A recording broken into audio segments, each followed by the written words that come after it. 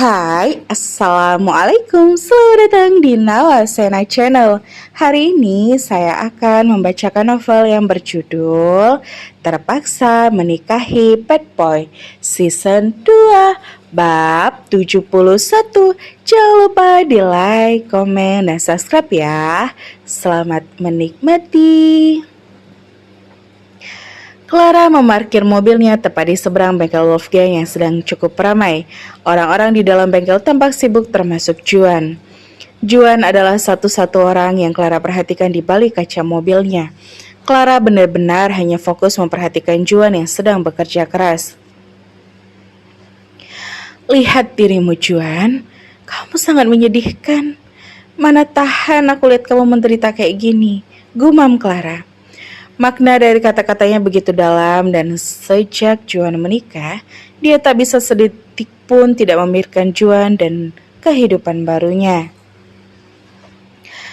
Kalau urusan mesin motor, Juan sudah sangat paham. Oleh sebab itu, sentuhan servisnya selalu berhasil memuaskan pelanggan.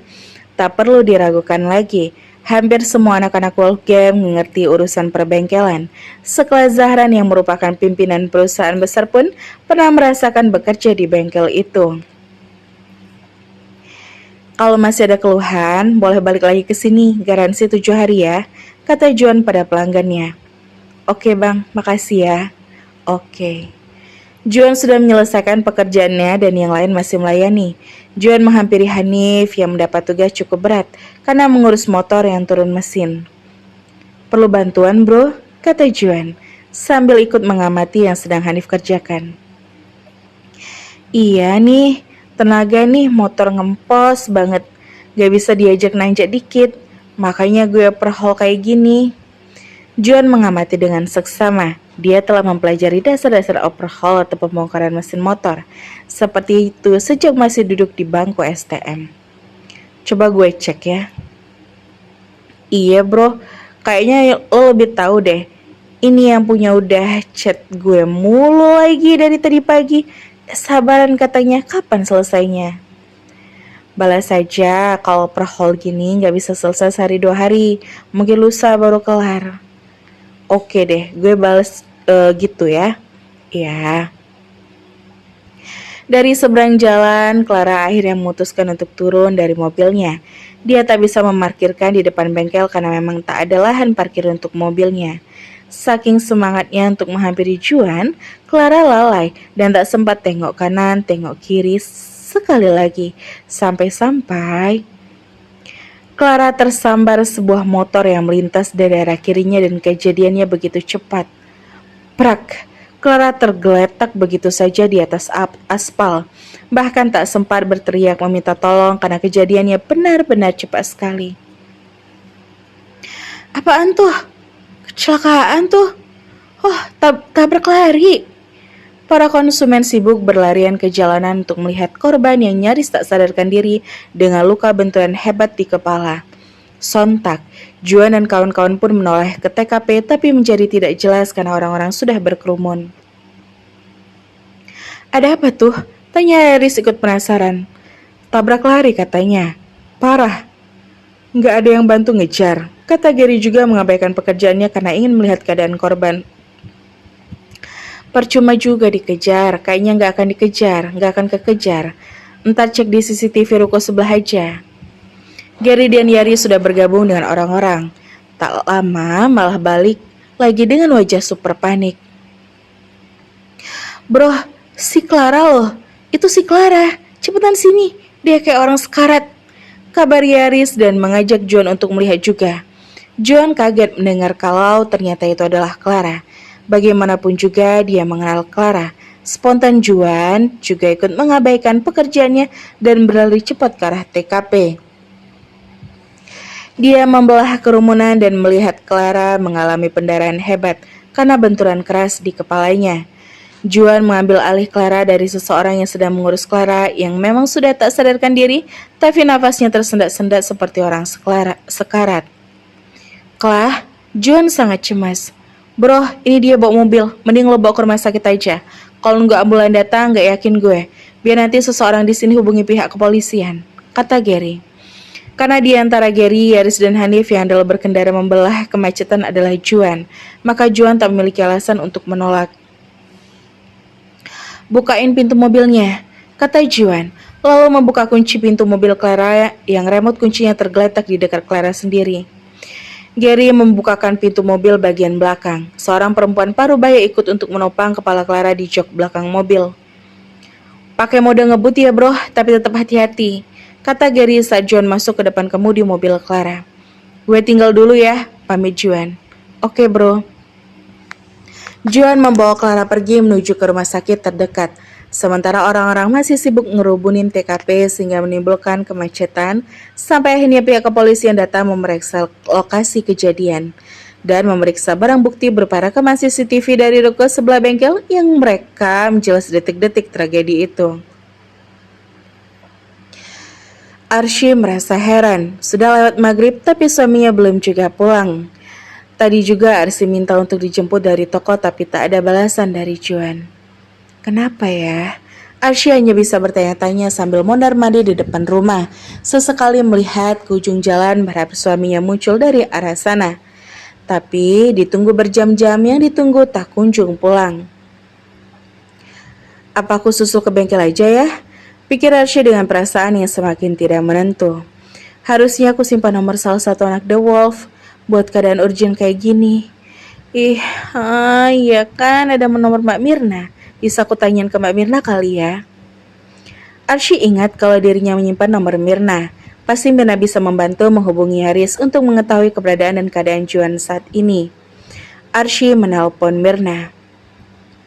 Assalamualaikum. Halo Arsy, sapa Mirna. Waalaikumsalam, Mbak Mirna. Mbak, boleh minta tolong nggak? Boleh dong, nolongin apa nih? Bisa tolong tanya ke Bang Yaris nggak, kenapa Bang John nggak balas chat dan nggak angkat telepon dari aku? Arsy to the point dengan permintaannya. Loh, Bang John kok gitu? Nah, itu makanya Mbak, nggak kayak biasanya kok. Tapi hari ini sejak jam 1-an tadi dia nggak online lagi. Aku jadi cemas. Oh alah, kalau jam segini bengkel biasanya udah tutup kan? Iya, biasanya jam 4 atau paling telat jam 5 sore. Udah sampai di rumah loh. Tapi ini udah hampir isya malah nggak ada kabar sama sekali. Waduh, ya udah, aku coba tanya ke Bang Yaris ya. Iya Mbak, tolong ya, maaf ngerepotin. Santai aja, nanti aku langsung kabari kamu begitu aku dapat jawaban dari Bang Yaris. Iya Mbak, sekali lagi makasih. Oke. Arsy harus menunggu kabar dari Mirna. Arsy berharap kalau suaminya baik-baik saja, tidak ada kejadian buruk yang menimpanya. Ada apa sih? Nunggu suami pulang, gak ada kabar setengah hari beneran lebih tegang daripada bikin masalah di toko.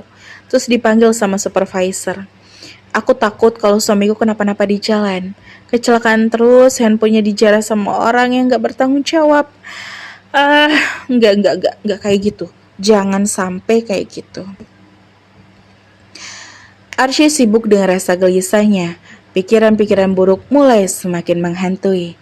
Tak lama, Mirna menelpon balik dan dengan sigap Arsy mengangkat telepon itu. Iya Mbak Mir, gimana? Apa Bang Yaris tahu sesuatu? Tanya Arsy cepat-cepat.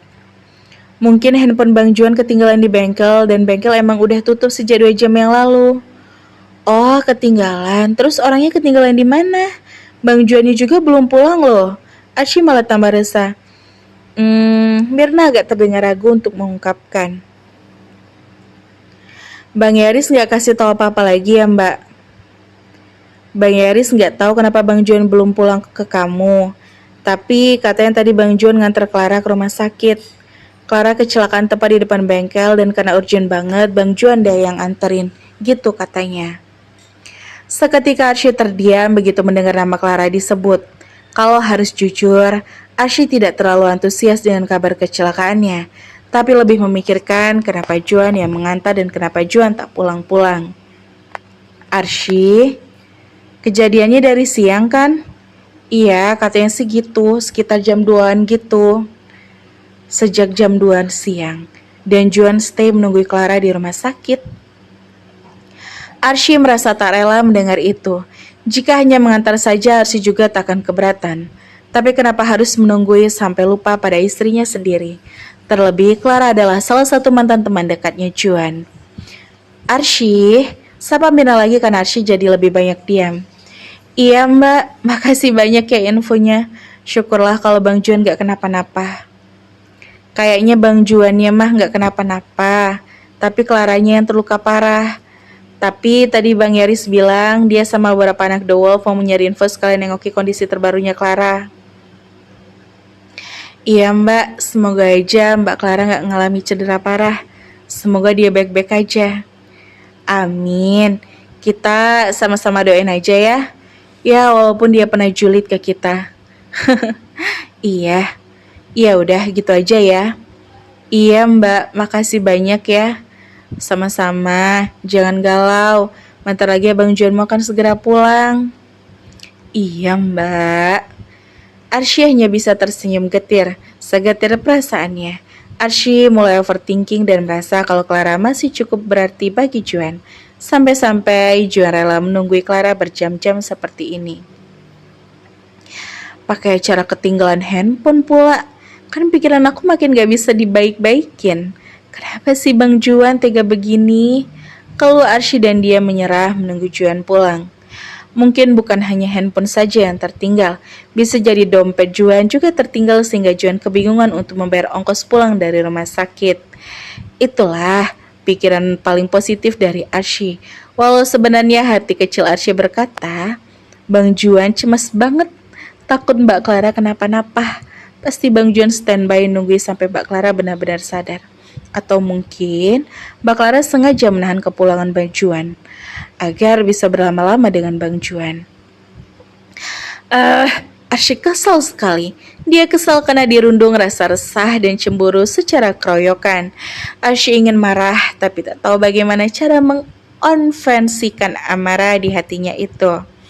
Arsy beranjak masuk ke dalam rumah dan siap untuk menangis di dalam kamar karena terbakar rasa cemburu di dalam hatinya.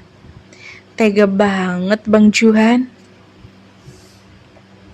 Syukurlah lo pada datang. Gila aja gue terjebak berjam-jam di sini. Mana handphone sama dompet gue ketinggalan. Gak ada yang bisa gue hubungi. Gak bisa pulang juga. Sialan. Juan menggerutu sekaligus lega karena akhirnya kawan-kawannya datang. Terus si Clara gimana? Tanya Hanif. Ada pendarahan di otak. Udah ditanganin sih. Sejam lalu udah keluar dari UGD. Udah dipindahin ke ruangan perawatan. Syukurlah. Terus bokap nyokapnya? Cuma ada adeknya doang. Bokap nyokapnya lagi di perjalanan pulang dari Surabaya. Katanya baru landing di bandara beberapa saat yang lalu. Kenapa lo gak minta ongkos pulang sama adeknya si Clara, bro? Aja gue minta ongkos pulang sama adeknya. Gak kebayang deh. Tapi lo dikasih makan kan?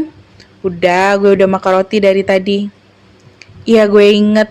Terus sama perut lo bro. Mana tadi kita sibuk banget. Dan lo belum sempat makan siang. Kami juga nggak ngeh kalau dompet sama handphone lo ketinggalan di bengkel. Sialan lah pokoknya. Mana di sini sin terus sama perawat gara-gara gue pakai baju kotor begini. Lengkap banget penderitaan lo ya. Teman-teman Juan malah puas menertawakan nasib Juan yang harus terjebak di rumah sakit menunggu Clara. Anterin gue pulang. Gak usah ke bengkel dulu lah. Langsung antri ke rumah aja. Pinta Juan. Oke, gue yang antar.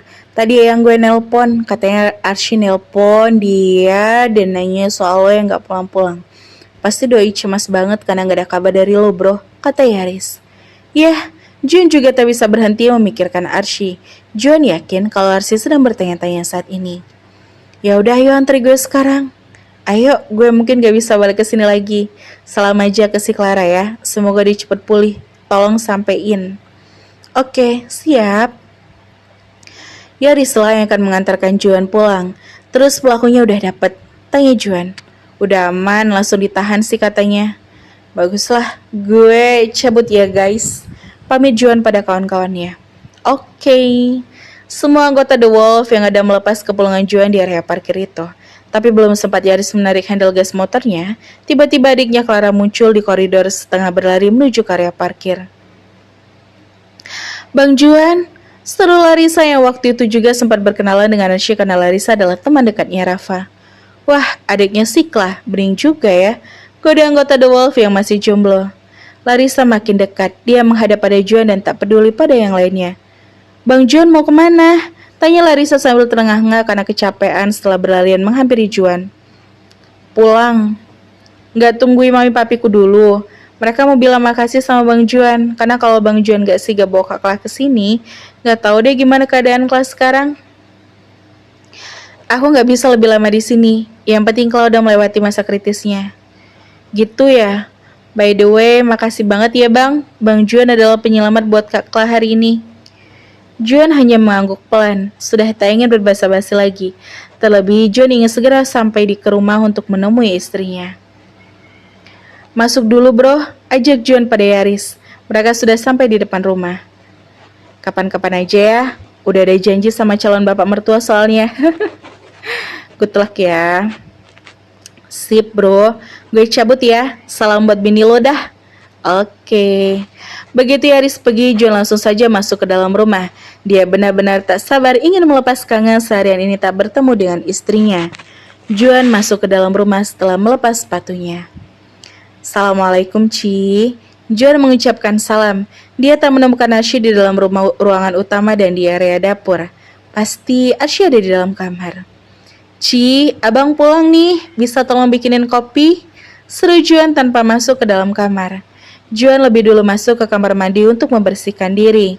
Sebenarnya Arsy mendengar, tapi dia tidak menyahut karena masih kesal. Arsy menuruti permintaan Juan untuk membuatkan kopi. Tapi setelah selesai, Arsy hanya menyimpannya di meja di ruang depan dan dia kembali masuk ke dalam kamar untuk meneruskan kegalauannya. Aku kesal sama kamu, ucapnya berulang kali di dalam hati. Pintu kamar terbuka dan Juan sudah selesai mandi. Juan tersenyum santai melihat istrinya merajuk dan tak menyambutnya sama sekali. Ngambek. Goda Juan lalu menarik pakaian dari lemari, celana pendek selutut dengan kaos oblong persiapan untuk istirahat dan tidur. Kopinya udah aku taruh di depan, jawab Arsy tanpa mengubah posisinya, tetap meringkuk membelakangi posisi Juan saat ini. Juan menuntaskan dengan menyisir rasa rambutnya yang setengah basah, lalu setelah itu iseng naik ke atas kasur, menelusup ke dalam selimut dan memeluk Arsy. Tapi serta-merta Arsy menolak pelukan itu karena kesal. Juan terkejut mendapat penolakan itu. Wah, ada apa nih? Tega banget kamu ngelempar tanganku kayak gitu. Juan malah marah. Mungkin Juan tak tahu betapa kacaunya perasaan Arsy saat ini. Salah Juan memang tak langsung menceritakan apa yang sebenarnya terjadi. Juan hanya ingin mencairkan suasana terlebih dahulu agar dia bisa lebih mudah untuk menjelaskan. Arsy, suara Juan sangat tinggi. Dia merasa kesal karena diabaikan. Terlebih Juan juga merasa lelah seharian ini. Apa? Sekarang kamu udah berani bentak aku ya? Protes Arsy membalas nada tinggi Juan. Juan menahan diri agar tak sampai membalas bentakan Arsy. Kamu santai banget ya bang? Gak tau kalau aku resah nungguin kamu pulang di sini. Arsy semakin leluasa meluapkan kecewaannya. Suaranya agak gemetar sambil menahan tangis. Sebenarnya fisik Juan juga capek. Jadilah Juan kurang bisa menerima protes dari Arsy. Belum sempat Juan menjelaskan semuanya, Arsy sudah lebih dulu membangkitkan suasana panas penuh amarah di kamar itu. Aku baru tahu kalau mantan kamu lebih penting daripada istri kamu sendiri. Kamu bicara apa sih? Juan marah dan bangkit menghadap pada Arsy. Arsy jadi takut. Dan siapa yang salah? Dan bersambung sampai bertemu di bab selanjutnya ya. Wassalamualaikum.